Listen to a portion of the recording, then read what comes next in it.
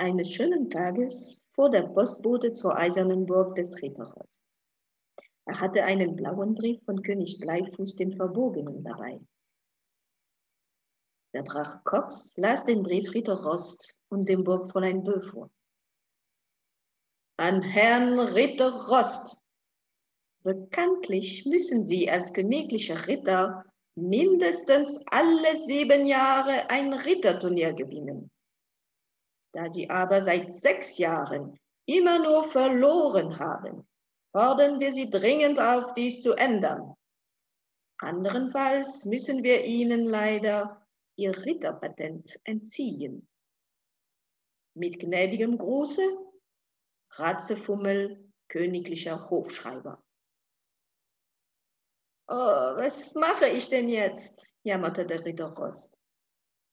Am besten, du veranstaltest selber ein Ritterturnier, schlug das Burgfräulein Bö vor. Komm, wir fahren gleich los, um König Bleifuß und die anderen Ritter einzuladen. Meinetwegen, brummte Ritter Rost. Pass gut auf meine Burg auf, Cox, und mach keinen Unsinn.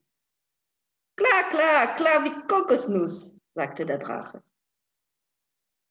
Ah, toll, wenn die mal weg sind, rief Cox übermütig, als er alleine war. Er baute sich eine Achterbahn, spuckte Feuer und fraß alle Süßigkeiten, die er finden konnte.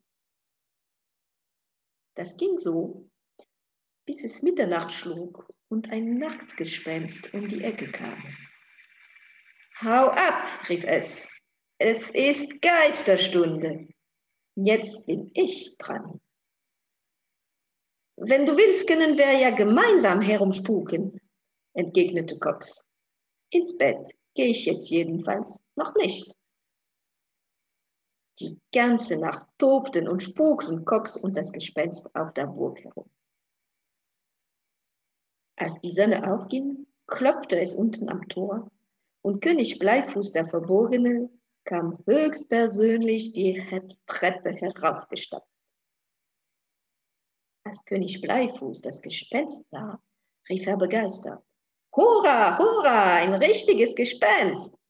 Ihr müsst mir unbedingt etwas vorspucken. Der König rief alle Ritter zu sich, damit sie sich das Gespenst ansehen konnten. In diesem Moment kam der Ritter Rost mit dem Burgfräulein Bö zurück.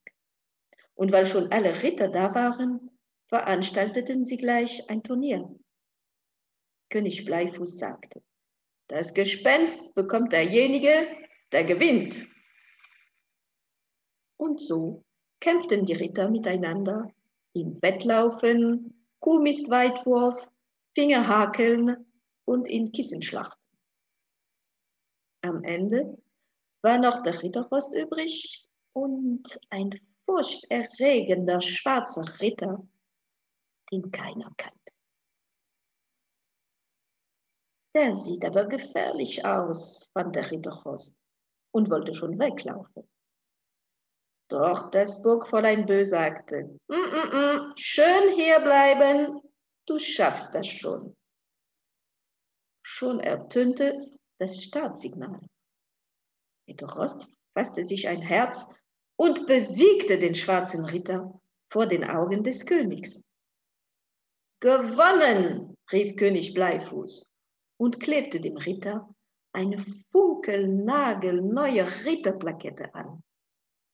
Der Ritter Rost staunte nicht schlecht, als er sah, wen er da besiegt hatte.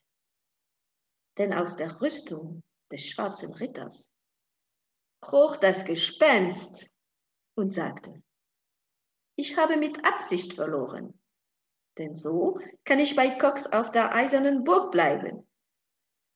Und das feierten die Freunde noch bis spät in der Nacht.